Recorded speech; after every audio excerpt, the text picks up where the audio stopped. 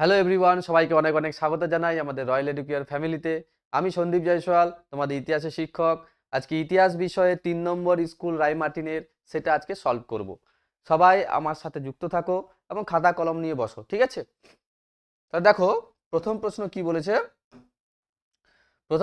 বলেছে। ভারতে নিম্নবর্গের ইতিহাস চর্চা প্রথম শুরু করেন। কে প্রথম শুরু করেন? রণজিৎ গুহ। কে প্রথম শুরু করেন? রণজিৎ গুহ। তারপরে কি বলেছে? সুমিত সরকার, ইরফান হাবিব না রমিলা থাপা? তোমাদের উত্তর কি হবে? রণজিৎ গুহ। ঠিক আছে, কি উত্তর হবে? রণজিৎ গুহ। এবারে ভারতের নিম্নবর্গের ইতিহাস চর্চা প্রথম শুরু করে রণজিৎ গুহ। তার একটি পুস্তক ছিল, ঠিক আছে? সেই পুস্তকটা ভালোভাবে মনে রাখবে, সাবলটন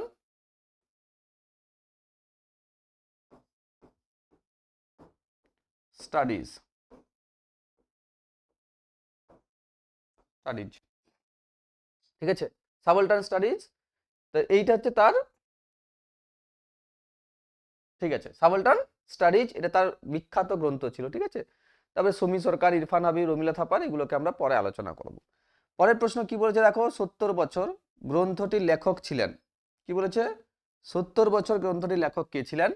তোমরা ভালোভাবে জানো 70 বছর গ্রন্থটি লিখেছেন কে? রবীন্দ্রনাথ ঠাকুর, স্বামী বিবেকানন্দ, বিপিন চন্দ্র পাল না জওহরলাল নেহরু? কে লিখেছেন? বিপিন চন্দ্র পাল। কে লিখেছেন? বিপিন চন্দ্র পাল।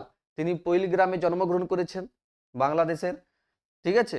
1858 খ্রিস্টাব্দ তার জন্ম হচ্ছে ওখানে। তিনি 1857 থেকে 1878 বা 80 সাল পর্যন্ত আমরা জানি যে 1857 থেকে 1880 সাল পর্যন্ত তিনি এখানে বর্ণনা করেছেন তার এই 70 বছর গ্রন্থে, ঠিক আছে। 70 বছর এইভাবেই লেখা থাকবে, বিপিন চন্দ্র পাল, ঠিক আছে।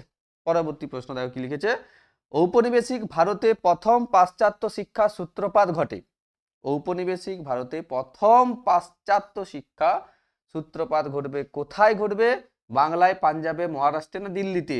তোমরা ভালোভাবেই জানো কোথায় ঘটবে, আমাদের বাংলাতে। কারণ ব্রিটিশ সরকারদের প্রথম যে ক্যাপিটাল ছিল সেটা কোথায় ছিল? আমাদের বাংলাতেই। প্রাচ্য আর পাশ্চাত্য নিয়ে দ্বন্দ্বও দেখা দিবে এখানে। তো প্রাচ্য পাশ্চাত্যের দ্বন্দ্বটা আমাদের একটা বড় কোশ্চেনের মধ্যে পড়ে, ঠিক আছে। কোথায় হয়েছিল এটা? বাংলায়। ক্লিয়ার হয়েছে? কলকাতা বিশ্ববিদ্যালয়ের প্রথম আচার্য, খুবই গুরুত্বপূর্ণ প্রশ্ন, এটা স্টার মার্ক দিয়ে রাখবে কারণ এটা খুবই গুরুত্বপূর্ণ প্রশ্ন, অনেকবার পরীক্ষায় দিয়েছে। আচার্য বলেছে, ঠিক আছে। কি বলেছে এটাকে? আচার্য, অর্থাৎ চ্যান্সেলর বলেছে। তাহলে কে ছিলেন? Sir James William Colville, Lord Canning, Ashutosh Mukhopadhyay না গুরুদাস বন্দ্যোপাধ্যায়? উত্তর কি হবে? লর্ড ক্যানিং হবে। কি উত্তর হবে? লর্ড ক্যানিং উত্তর হবে। ক্লিয়ার হয়েছে? Sir James William Colvile, Ashutosh Mukhopadhyay আর গুরুদাস বন্দ্যোপাধ্যায়, এগুলো তোমরা আমাকে কমেন্টে জানাবে যে এরা কিসের জন্য বিখ্যাত, ঠিক আছে। আশুতোষ মুখোপাধ্যায় তোমরা জানো বাংলার বাঘ বলা হয় আশুতোষ মুখোপাধ্যায়কে। স্বামী বিবেকানন্দ রামকৃষ্ণ মিশন প্রতিষ্ঠা করেন। খুবই গুরুত্বপূর্ণ, এইটাই একটা প্রশ্ন আছে যে স্বামী বিবেকানন্দ মানে রামকৃষ্ণ মিশন কে প্রতিষ্ঠা করেন? স্বামী বিবেকানন্দ করেছেন। কবে করেছেন? 1893 সালে, 1895, 1896 খ্রিস্টাব্দে না 1897 খ্রিস্টাব্দে? উত্তর কি হবে?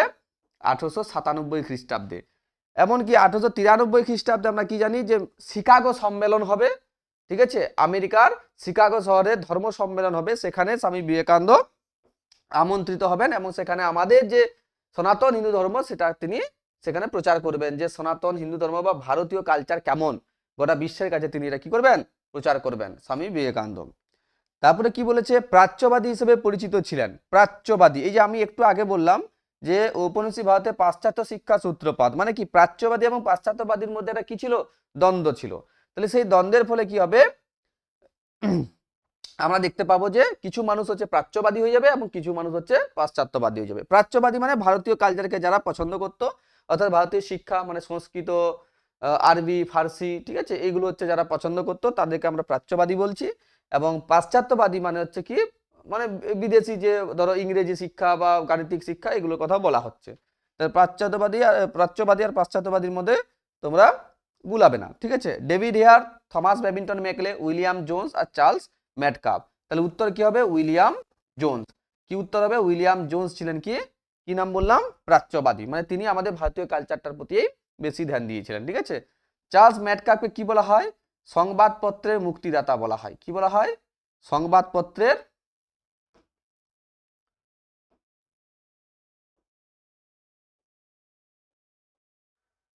সংবাদপত্রের মুক্তিদাতা।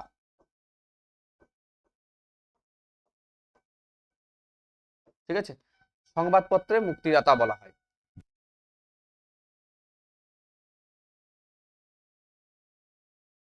তারপরে তোমরা জানো থমাস ব্যাবিংটন মেকলে। মেকলে কে ছিলেন না, ওই যে প্রাচ্য আর পাশ্চাত্যের দ্বন্দ্বের মধ্যে তিনি কি করেছিলেন, 1835 সালে তিনি তার প্রস্তাব পেশ করেছিলেন, যাকে আমরা ম্যাকলে মিনিট বলি। ঠিক আছে, ডেভিড হেয়ার স্কুল আছে, আর এটা তো বলেই দিলাম। ঠিক আছে, দেখো পরবর্তী প্রশ্ন কি বলেছে, পরবর্তী প্রশ্ন কি বলেছে দেখো, যে মেদিনীপুরের লক্ষ্মীভাই নামে পরিচিত ছিলেন। তো মেদিনীপুরের লক্ষ্মীবাই নামে কে পরিচিত ছিলেন, সবাই উত্তর দাও, কমেন্টে জানাও।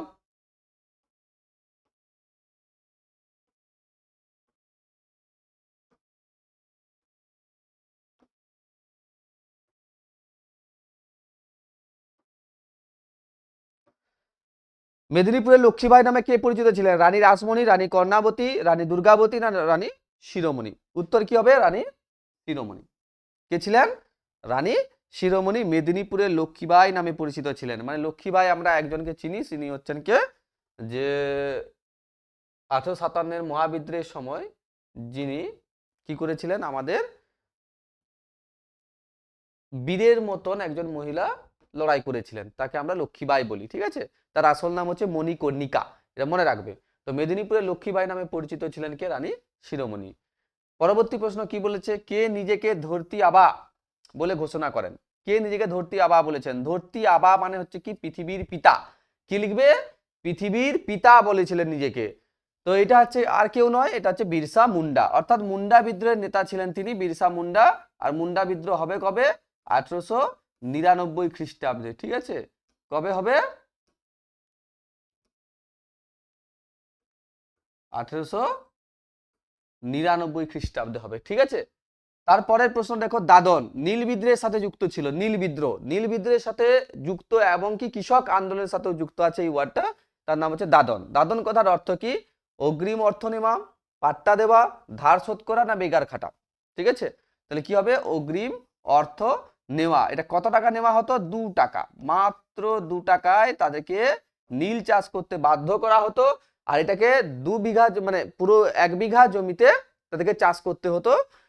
1 বিঘা জমির উপর তাদেরকে চাষ করতে হতো নীল চাষ, আর তাদেরকে সেই জমির উপর অগ্রিম একটা অর্থ দেওয়া হতো, সেটা হচ্ছে কত টাকা, 2 টাকা। এটাকে আমরা কি বলতাম, দাদন বলতাম।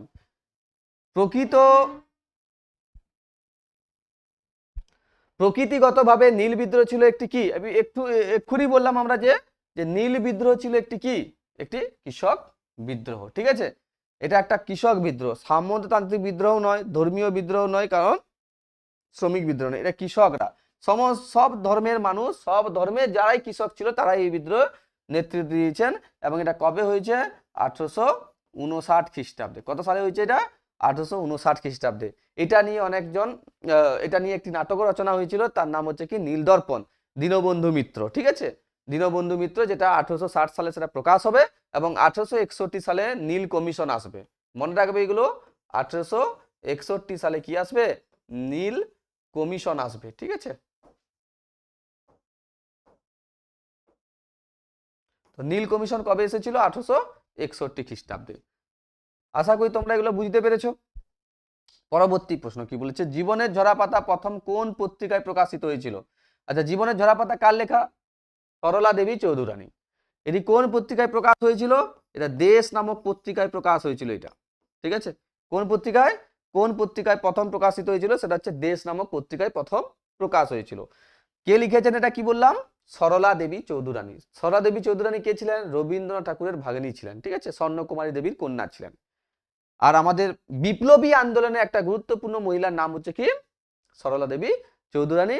এবং তিনি এই যে বর্তমানে লক্ষ্মী ভান্ডার নিয়ে এত চর্চা চলছে, সেই লক্ষ্মী ভান্ডার নর্মালি এইটার মতো নয়, আগে হচ্ছে বিপ্লবীদেরকে সাহায্য করার জন্য লক্ষ্মী ভান্ডার তিনি চালু করেছিলেন 1910 সালে। এগুলো যতগুলো আমি বলছি সবগুলো খাতায় কিন্তু নোট ডাউন করে নিবে। পরবর্তী প্রশ্ন কি বলেছে, হুতম পেচার নকশা গ্রন্থটি কার লেখা? এটা কার লেখা না, কালী প্রসন্ন সিংহের লেখা। কার লেখা, কালী প্রসন্ন সিংহ। এটা তার ছদ্মনামও ছিল, ঠিক আছে, তার ছদ্মনাম ছিল এটা কালীপ্রসন্ন সিংহর, এটা ছদ্মনাম ছিল হুতম পেচার নকশা। ক্লিয়ার হয়েছে? 1861 সালে এটা রচনা মানে প্রকাশ হয়েছিল, 1861 সালে এটা প্রকাশিত হয়ে যাবে, ঠিক আছে, হুতম পেচার নকশা। তারপরে কি বলেছে, ঠিক বা ভুল নির্ণয় করো। পরিবেশ বিষয় একটি আন্দোলন, চিপকো আন্দোলন, খুবই মানে সঠিকই ব্যাপার, এটা চিপকো আন্দোলন হয়েছিল। এবার তোমরা কমেন্টে জানাবে চিপকো আন্দোলন কবে হয়েছিল এবং কোথায় হয়েছিল, ঠিক আছে, কবে এবং কোথায় হয়েছে। বাঁশের কেল্লা বানিয়েছিলেন মীর নিসার আলী, আর একেই আমি কি বলি, তিতু মীর বলি। কি বলি? তিতু মীর, তাই না, মীর নিসার আলী। তো মীর নিসার আলীকে আমরা কি বলি, তিতুমির। ক্লিয়ার হয়েছে? তাহলে মীর নিসার আলী মানে তিতুমির, আর তিতুমির মানে হচ্ছে বাঁশের কেল্লা, অর্থাৎ বারাসাত বিদ্রোহের সাথে যুক্ত ছিল বাঁশের কেল্লা। তাহলে এটা একদমই সঠিক উত্তর। তাহলে দুটোই আমরা কি দেখতে পেলাম, সঠিক উত্তর। ক্লিয়ার হয়েছে? পরবর্তী প্রশ্ন দেখো,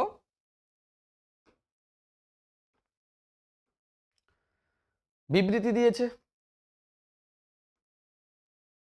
বিবৃতি কি বলেছে, রাজা রামমোহন রায় লর্ড আমহার্স্টকে, আমরা আগেও এটা পেয়েছি, লর্ড আমহার্স্টকে চিঠি লিখছেন। এটা কবে চিঠিটা লিখবেন? 1823 খ্রিস্টাব্দে। কেন লিখছেন? সতীদাহ প্রথা বন্ধের অনুরোধ জানিয়ে? না, ভারতে পাশ্চাত্য শিক্ষা বিস্তারে উদ্যোগী হবার আবেদন জানিয়ে, ভারতে সংস্কৃত শিক্ষা বিস্তারে উদ্যোগী হবার আবেদন জানিয়ে। তাহলে এটা কি হবে, পাশ্চাত্য শিক্ষা। কারণ রাজা রামমোহন রায় চেয়েছিলেন যে আমাদের যে প্রচলিত শিক্ষা, প্রাচ্য শিক্ষা, সেটাকে সরিয়ে আমাদের পাশ্চাত্য শিক্ষার দিকে অগ্রসর হবা, ঠিক আছে, যাতে আমাদের যে গোড়ামিগুলো ছিল সেগুলো যেন দূর হতে পারে। রাজা রামমোহন রায়ের উক্তি ছিল। বিবৃতি কি বলেছে, ব্রিটিশ সরকার অরণ্য আইন পাস করেন। কেন পাস করেছেন? অরণ্যকে আদিবাসীদের হাতে তুলে দেওয়ার উদ্দেশ্যে? না, অরণ্যকে ভারতীয় জমিদারের হাতে তুলে দেওয়ার উদ্দেশ্যে, অরণ্য সম্পদের উপর সরকারি নিয়ন্ত্রণ প্রতিষ্ঠা করতে। তাহলে এটাই হচ্ছে 3 নম্বর ব্যাখ্যাটা হচ্ছে সঠিক। তারপরে দেখো 2 নম্বরে প্রশ্ন দিয়েছে, সামাজিক ইতিহাস বলতে কি বোঝো? কে কবে এসিডি সোসাইটি প্রতিষ্ঠা করেন? নব্যবঙ্গ গোষ্ঠী কাদের বলা হতো? খুদকাঠি প্রথা কি? এবং এলাকা চাষ ও বেলাকা চাষ কি? তো এগুলো আমরা পিপিটির মাধ্যমে, এবং 4 নম্বরের প্রশ্ন দেখে নাও কি আছে। 4 নম্বর প্রশ্ন কি লেখা আছে, আধুনিক ভারতের খেলাধুলা ইতিহাস চর্চা সম্পর্কে লেখো বলেছে। তারপরে বলেছে কলকাতা মেডিকেল কলেজ টিকা লেখো, আর তারপরে বলেছে কোল বিদ্রোহ, ঠিক আছে। তো এইগুলো আমরা কি করব না, পিপিটির মাধ্যমে এগুলোকে পড়ার চেষ্টা করব, ঠিক আছে। আশা করি সবাই দেখতে পাচ্ছ, এটা এটা দেখতে পাচ্ছ। কি বলেছে, নতুন সামাজিক ইতিহাস বলতে কি বোঝো, অথবা সামাজিক ইতিহাস কি, ঠিক আছে, এটা একটা আমি অ্যাড অন করে দিয়েছি। তো নতুন সামাজিক ইতিহাস হচ্ছে কি, গতানুগতিক শাসন কেন্দ্রিক ইতিহাস চর্চার বাইরে মানুষের সমাজ, সংস্কৃতি, অর্থনীতি নিয়ে যখন কোনো কিছু আলোচনা হয় তাকে আমরা কি বলছি, নতুন সামাজিক ইতিহাস। তো সমাজ মানে কি, এই ইতিহাসে প্রতিষ্ঠান ভিত্তিক ইতিহাস থেকে সরে এসে সাধারণ মানুষের ইতিহাস রচনার উপরে গুরুত্ব দেওয়া হয়েছে। সংস্কৃতি মানে কি, আচার আচরণ, খাদ্যাভাস কেমন আছে, পোশাক পরিচ্ছদ কেমন আছে, বিনোদন কেমন ভাবে করছে, শিক্ষা দীক্ষা কেমন আছে, ধর্ম বিশ্বাস কেমন আছে, ঠিক আছে, এগুলোর উপর গুরুত্ব দেওয়া হয়েছে।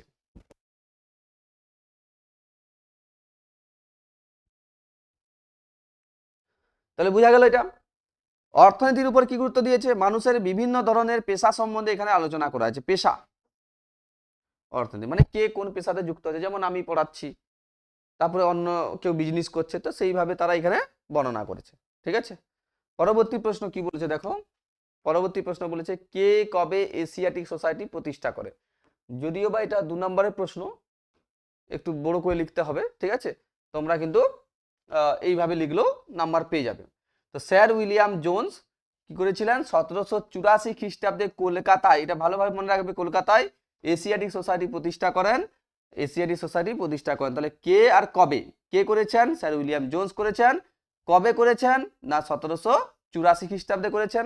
আর যদি জিজ্ঞেস করে নেয় কোথায় করেছে, এটা হচ্ছে কলকাতায়, ঠিক আছে, কলকাতায়। ক্লিয়ার? এটা হচ্ছে কি, বিভিন্ন আমাদের যে শিক্ষা ব্যবস্থা ছিল, মানে যদি বলা হয় যে সংস্কৃত শিক্ষা কেমন ভাবে ডেভেলপ করা যায়, আরো এইভাবে স্যার উইলিয়াম জোন্স অর্থাৎ প্রাচ্যবাদী ধ্যান ধারণাকে নিয়ে তিনি এই মানে প্রতিষ্ঠানটা তৈরি করেছিলেন, ঠিক আছে। পরবর্তী প্রশ্ন হচ্ছে কি, নব্যবঙ্গ গোষ্ঠী কাদের বলা হতো। নব্যবঙ্গ গোষ্ঠী মানেই আমরা কি জানি, ইয়ং বেঙ্গল, এটাকে ইংরেজিতে কি বলা হয়? ইয়ং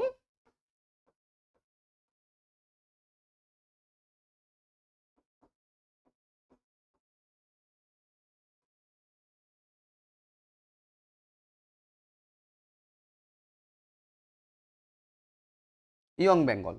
তো এই ইয়ং বেঙ্গল মুভমেন্টের যিনি নায়ক ছিলেন তাকে আমরা কি বলি? তিনি হচ্ছেন হেনরি লুই ভিভিয়ান ডিরোজিও। তিনি সংস্কৃত বিদ্যালয়ের একজন শিক্ষক ছিলেন, কুসংস্কার দূর করতে চাইছিলেন। তিনি তার ছাত্রদেরকে ছাত্রদেরকে যুক্তিতর্ক দিয়ে বিচার বিবেচনা করার জন্য তিনি প্রলোভন দিতেন, যাতে তিনি বলতে পারতেন যে যুক্তিতর্ক দিয়ে সমস্ত কিছু বিচার করো। আর এই বিচারধারার ফলে ইয়ং জেনারেশনের ছেলেমেয়েরা কি করেছিল? তার প্রতি আকৃষ্ট হয়েছিল। এই আকৃষ্ট হওয়ার পরে তিনি একটি গোষ্ঠী তৈরি করেছিলেন, যাকে আমরা নব্যবঙ্গ গোষ্ঠী বলি। ক্লিয়ার হয়েছে? তো এদের মধ্যে কয়েকজন সদস্য ছিলেন, তাদের মধ্যে হচ্ছে রামতনু লাহিড়ী আছে, রাধানাথ সিকদার আছে,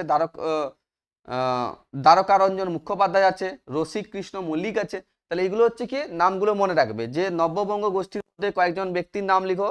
রামতনু লাহিড়ী আছে, রাধানাথ সিকদার আছে, দ্বারকারঞ্জন মুখোপাধ্যায় আছে, আর রসিক কৃষ্ণ মল্লিক আছে। ঠিক আছে, মনে রাখবে নব্যবঙ্গ গোষ্ঠী। আচ্ছা, এখান থেকে মনে রাখবে এটা হচ্ছে 1831 খ্রিস্টাব্দে। ঠিক আছে, মনে রাখবে এটা। তারপরে কি বলেছে? খুদকাঠি প্রথা কি?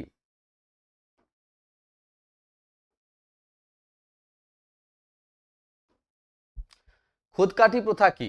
এটা কোন বিদ্রোহের সাথে যুক্ত ছিল? মনে রাখবে এটা হচ্ছে মুন্ডা বিদ্রোহের সাথে যুক্ত ছিল। যদি প্রশ্ন করে এটা কোন বিদ্রোহের সাথে যুক্ত ছিল? মুন্ডা। তাহলে এটা মুন্ডা বিদ্রোহের সাথে যুক্ত ছিল। ঠিক আছে। খুদকাঠি প্রথা কি? খুদকাঠি প্রথা কথার অর্থ হচ্ছে যৌথ কৃষি ব্যবস্থা। যৌথ মানে একসঙ্গে কৃষি ব্যবস্থা করতে হবে। মুন্ডারা বহুকাল ধরে জঙ্গল পরিষ্কার করে কৃষিকাজ করতো এবং জমির যৌথ মালিকানা ভোগ করত। ব্রিটিশ আমলে তাদের যৌথ যে কৃষি ব্যবস্থা বা খুদকাঠি প্রথার অবসান ঘটিয়ে ব্যক্তিগত মালিকানার ব্যবস্থা চালু করায় মুন্ডারা ক্ষুব্ধ হয়ে গেছিল। এমনকি অরণ্য আইন নিয়ে আসছে, অরণ্যের উপর তাদের অধিকার হারাচ্ছে। তারা যে ঝুম চাষ করতো সেটার উপর থেকে তাদেরকে ট্যাক্স দিতে বাধ্য করা হতো। তাহলে এত কিছু অত্যাচার করার ফলে তারা বিদ্রোহ করতে শুরু করে দিয়েছিল। আর সেই বিদ্রোহ হবে কবে? 1899 খ্রিস্টাব্দে, মুন্ডা বিদ্রোহ। তারপরের প্রশ্ন কি বলেছে দেখো, এলাকা চাষ আর বে এলাকা চাষ বলতে কি বোঝো? কি বলেছে? এলাকা চাষ বা নিজ আবাদি চাষ বলতে কি বোঝো, বা বে এলাকা চাষ বলতে কি বোঝো? ব্রিটিশ শাসনকালে বাংলায় নীলকরদের দু রকম নীল চাষের জমি ছিল, যথা এলাকা চাষ বা নিজ আবাদি জমি, আবাদি চাষ, এবং বে এলাকা চাষ বা রায়তি আবাদ। এলাকা চাষ বা বে এলাকা চাষ বলতে কি বোঝাচ্ছে দেখো, এলাকা চাষ বা নিজ আবাদি চাষ এই প্রকার নীল চাষের জমি ছিল। নীলকরদের জমিদারির খাস জমি। এই জমিতে নীলের চাষ করতে নীলকরদের নগদ টাকা খরচ করে দূর থেকে শ্রমিক ভাড়া করে আনতে হতো। নীল কমিশনের হিসাব অনুসারে নিজ এলাকা বা নিজ আবাদি 10,000 বিঘা জমিতে নীল চাষের জন্য নীলকরদের খরচ পড়তো মোট 21 থেকে 22 লক্ষ টাকা। ঠিক আছে, 21/2 টাকা। ঠিক আছে, এটা হচ্ছে তাদের খরচ পড়তো। এবার হচ্ছে কি বে এলাকা চাষে আমরা যদি দেখি, এদেশে নীল চাষের ক্ষেত্রে নীলকর সাহেবদের হাতে এলাকা চাষ এবং বে এলাকা চাষ দুই প্রকারের জমি ছিল। ঠিক আছে, ইউনিয়ন ব্যাংক ফেল করার পর নীলকরদের মূলধনের টান পড়ায় তারা মানে ব্যয় সাপেক্ষ এলাকা চাষের বদলে বে এলাকা চাষ বা রায়তি আবাদের দিকে উৎসাহিত হয়। মানে ব্যয় সাপেক্ষ মানে যেখানে অনেক বেশি খরচা হতো। তো বেলাকা চাষে কি বলেছে? বেলাকা চাষে রায়ত তার নিজে, রায়ত মানে এখানে কৃষক, মনে রাখবে রায়ত কথার অর্থ হচ্ছে কি? কৃষক। এটা জিজ্ঞেস করে যে রায়ত কথার অর্থ কি। খরচাতেই নীল চাষ করতো। বেলাকা বা রায়তের জমিতে নীল চাষ করতে নীলকরদের সামান্য খরচ পড়তো। নীলকরদের একদম সামান্য একটা খরচা পড়তো, কারণ জমি রায়তের হওয়ায় নীলকরদের আর আলাদা করে জমি কিনতে হতো না, বরং তারা কৃষকদের জমিতেই কৃষকদের বিঘা প্রতি মাত্র 2 টাকা, এটাকে দাদন বলা হতো। কি বলা হতো? দাদন বা অগ্রিম ঠিক আছে, অর্থ দিয়ে নীল চাষ করাতো। নীল কমিশনের হিসাব অনুযায়ী 10,000 বিঘায় রায়ত জমিতে নীলকরদের জন্য নীলকরের খরচ পড়তো মাত্র 20,000 টাকা। তাহলে ওইখানে দেখো 21/2 লক্ষ টাকা, এখানে মাত্র 20,000 টাকায় কাজটা হয়ে যাচ্ছে। আশা করি তোমরা এই কোশ্চেনগুলো বুঝতে পেরেছো। ঠিক আছে, তাহলে এখান থেকে ক্লিয়ার হয়েছে, এই 5টি প্রশ্ন বোঝা গেল তোমাদের, 5টি প্রশ্ন বোঝা গেল। এবারে আমরা কি করব, 4 নম্বরের প্রশ্ন আলোচনা করব। ঠিক আছে, 4 নম্বর প্রশ্নে কি বলা হচ্ছে দেখো, আধুনিক ইতিহাস চর্চায় খেলার ইতিহাস সম্পর্কে সংক্ষেপে আলোচনা করো। কত নম্বরের প্রশ্ন এটা, অথবা আধুনিক ইতিহাস চর্চায় খেলার ইতিহাস গুরুত্বপূর্ণ কেন? খেলাকে স্পোর্ট বলি আমরা, একটি সংগঠিত নিয়ম নিষ্ঠ প্রতিদ্বন্দ্বিতাপূর্ণ বিনোদন ও দক্ষতামূলক শারীরিক কার্যকলাপ। প্রাচীন গ্রিসের নগর রাষ্ট্রে খেলাধুলার অতি জনপ্রিয়তা ছিল, পরবর্তীকালে তারা সারা বিশ্বে ছড়িয়ে পড়ে। তাহলে প্রথম গ্রিসের দিক থেকে আমরা দেখতে পাচ্ছি খেলাধুলায় জাতীয় ও আন্তর্জাতিক ক্ষেত্রে গুরুত্বপূর্ণ হয়ে ওঠে, তাই ইতিহাসে অন্যতম আলোচ্য বিষয় হয়ে উঠেছে খেলার ইতিহাস। জাতীয় ও আন্তর্জাতিক স্তরে গুরুত্বপূর্ণ খেলাগুলি হলো, কি খেলা আমরা এখনো খেলি, একটা হচ্ছে cricket, football, hockey, tennis, badminton ইত্যাদি। ঠিক আছে, তবে ইতিহাসে গ্রামীণ লোকক্রীড়াগুলির গুরুত্ব ও অপরিসীম রয়েছে, মানে আমরা যেটা খেলতে থাকি স্বভাবতই, যে ছোট ছোট খেলা আমরা গ্রামগঞ্জে খেলে থাকি, সেগুলোর কথা বলা হচ্ছে।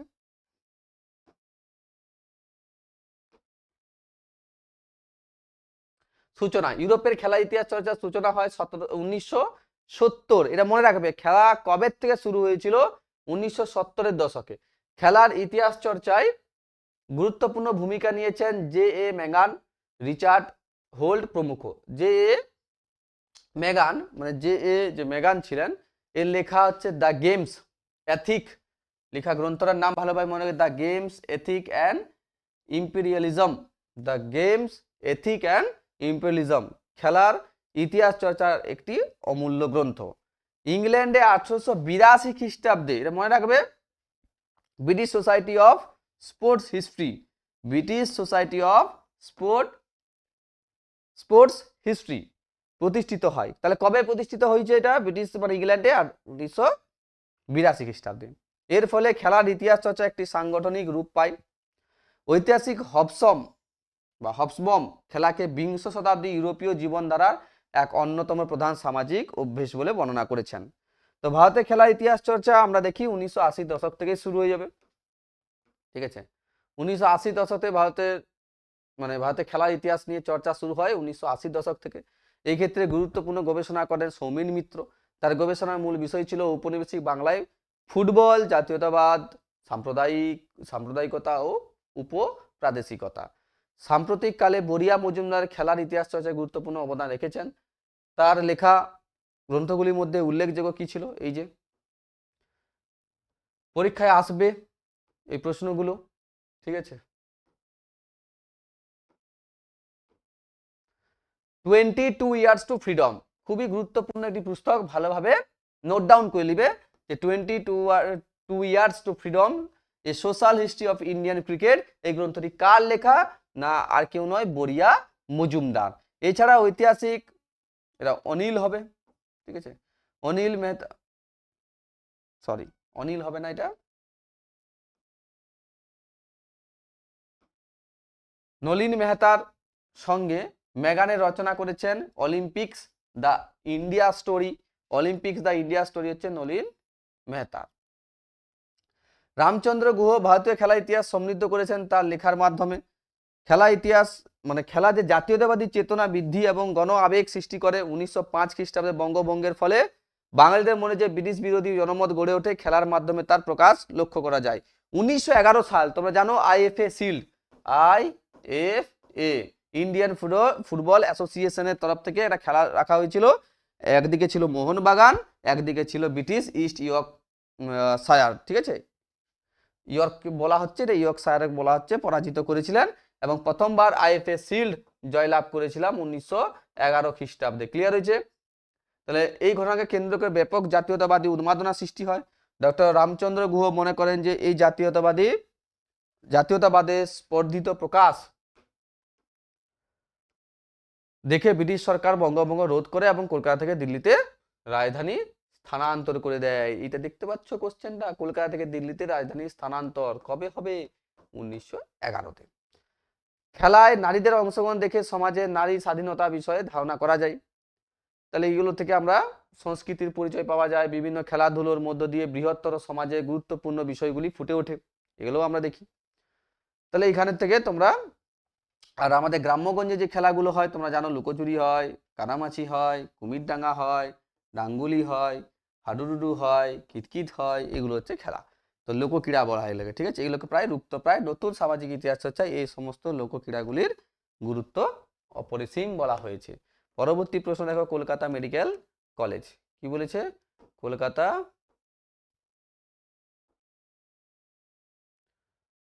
Medical college, Kolkata medical college ভারতে আধুনিক চিকিৎসাবিদ্যা চর্চার প্রথম প্রতিষ্ঠান বলা হয়। এটি ভারত তথা এশিয়ার, এটা ভারত বলে মনে রাখবে, এটা ভারত তথা এশিয়ার প্রথম ইউরোপীয় চিকিৎসাবিদ্যার কলেজ, ক্লিয়ার, যা প্রতিষ্ঠা হবে 1835 খ্রিস্টাব্দে। কলকাতা মেডিকেল কলেজ, এটা কলকাতা বিশ্ববিদ্যালয় নয়, এটা কলকাতা মেডিকেল কলেজ।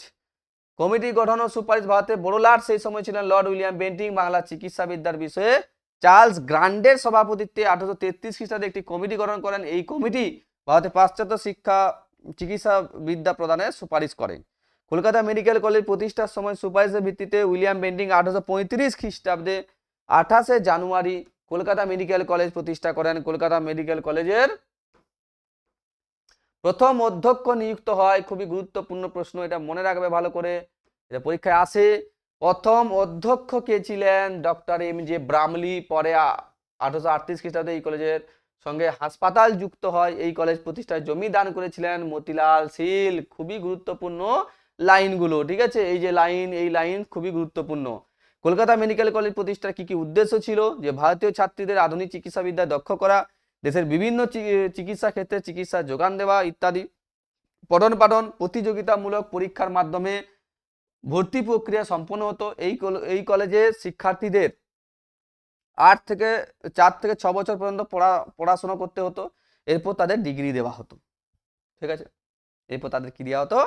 ডিগ্রি দেওয়া হতো। আর তারপরে তোমাদের জানো যে শিক্ষকদের ঐকান্তিক প্রচেষ্টায় চিকিৎসা শিক্ষা ও গবেষণার প্রধান কেন্দ্রে পরিণত হয় কলকাতা মেডিকেল কলেজ, যা ভারতে এখন পর্যন্ত স্বগরিমায় দাঁড়িয়ে আছে, কলকাতা মেডিকেল কলেজ। তারপরের প্রশ্ন, কোল বিদ্রোহ, ঠিক আছে, কোল বিদ্রোহ 1831 থেকে 32 খ্রিস্টাব্দ সম্পর্কে সংক্ষেপে আলোচনা করো। এবারে সাবমিটিভের জন্য খুবই গুরুত্বপূর্ণ একটি প্রশ্ন, কোল বিদ্রোহ, ঠিক আছে। বিহারের ছোটনাগপুর অঞ্চলে বসবাসকারী উপজাতি কোলরা ইংরেজদের, এটা মনে রাখবে যে কোথায়, এটা ছোটনাগপুর অঞ্চলের মানে উপজাতি যারা ছিল তাদেরকে আমরা কোল বলতাম। ইংরেজ, মহাজন বা বহিরাগতদেরকে কি বলা হতো? দিকু বলা হতো। সংগ্রাম করেছিলেন, তা কোল বিদ্রোহ নামে পরিচিত। 1820 খ্রিস্টাব্দে প্রথম কোল বিদ্রোহের সূচনা হয়। 1832 খ্রিস্টাব্দে ভয়াবহ আকার ধারণ করেছিল। বিদ্রোহের কারণগুলো জিজ্ঞেস করেছে। আশা করি তোমরা এই জিনিসটা বুঝতে পারছো যে কারণগুলোর মধ্যে কি বলেছে বিদ্রোহের কারণ। যে ইংরেজ কোম্পানির জমিদার ও ইজারাদার মানে জমির উপর যারা বন্দোবস্ত করত, জমিকে যাদের দেখাশোনার জন্য রাখা হতো তাদেরকে ইজারাদার বলা হতো। কোলদের কাছ থেকে অত্যাধিক হারে রাজস্ব আদায় শুরু করেছিল, তাই না? কৃষকদের উপর অত্যাচার করাটাই তো মূল কাজ ছিল ব্রিটিশ সরকারের। আর তার মধ্যে এই যে এরা জমিদাররা, এরা আরো ষোলো কন্যা পূর্ণ করে দিত একদম। জমিদার ও মহাজনরা বিভিন্নভাবে প্রতারণা করে কোলদের অর্থ শোষণ করত, অত্যাচার করত। ইংরেজ কোম্পানি কোলদের উপর নতুন রাজস্ব নীতি, আইন, বিচার প্রভৃতি প্রয়োগ করলে তাদের চিরাচরিত সমাজ ও অর্থনৈতিক ব্যবস্থা বিপর্যস্ত হয়, ঠিক আছে। মদ ছিল কোলদের নিত্য প্রয়োজনীয় পানীয়। মদের উপর উঁচু হারে কর বসানো হলে তারা ক্ষুব্ধ হয়ে যায়। দেখতে পাচ্ছ তো, মদ হচ্ছে তাদের কাছে ইম্পর্টেন্ট জিনিস ছিল। তো বিদ্রোহের সূচনা কোলদের উপর শোষণ ও অত্যাচারের প্রতিবাদে এটাকে বুদ্ধ ভগত বলা হতো, ঠিক আছে। বুদ্ধ ভগত, জোয়া ভগত, সুই মুন্ডা, এই যে সুই মুন্ডা, এইটা খুবই গুরুত্বপূর্ণ শর্ট কোশ্চেন। জিজ্ঞেস করবে সুই মুন্ডা কোন বিদ্রোহের নেতা ছিলেন? তো এটা হচ্ছে কি কোল বিদ্রোহ, এটা মুন্ডা বিদ্রোহ নয়, কিন্তু এটা ভালোভাবে মাথায় রাখো। ও জিঞ্জরায় মানকি কোলদের সমবেত করতে থাকেন। 1831 খ্রিস্টাব্দে রাঁচি জেলায় মুন্ডা ও ওরাও সম্প্রদায়ের কৃষকরা সর্বপ্রথম বিদ্রোহ ঘোষণা করে। কোথায় কোথায় বিদ্রোহ হয়েছিল? রাঁচি হয়েছিল, সিংভূম হয়েছিল, হাজারিবাগ হয়েছিল, পালামো হয়েছিল, মানভূম হয়েছিল। পশ্চিম অঞ্চলে কোল বিদ্রোহের প্রধান কেন্দ্র হয়ে ওঠে। পশ্চিম অঞ্চলে কোলদের কি কি ছিল? অস্ত্র, তীর ধনুক ছিল, কুড়ুল ছিল হাতে, আর ইংরেজদের মুখোমুখি হয়েছিল। বিদ্রোহীরা যোদ্ধা, জমিদার, শস্য ব্যবসায়ী, মহাজন, ইংরেজ কর্মচারী তো বটেই, এমনকি আদিবাসী নয় এমন মানুষদেরও ঘর বাড়ি অগ্নিসংযোগ করে তাদের নিষ্ঠুরভাবে হত্যা করেছিল।